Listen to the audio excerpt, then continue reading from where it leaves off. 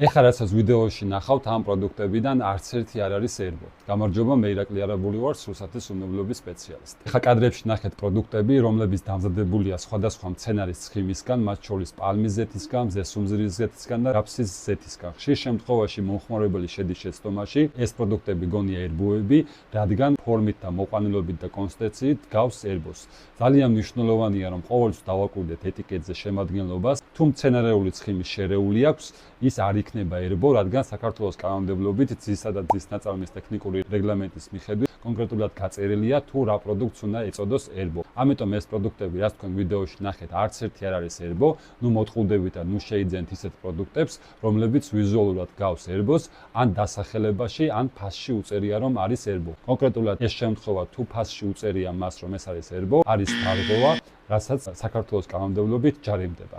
მეტი ასეთი ვიდეოსთვის დაარეპოსტეთ და დაალაიქეთ ეს ვიდეო და გამოიწერეთ ჩვენი არხი, ხოლო სურსათის უნებლობის შესახებ კონსულტაციისთვის დაგვირეკეთ ან მოგწერეთ.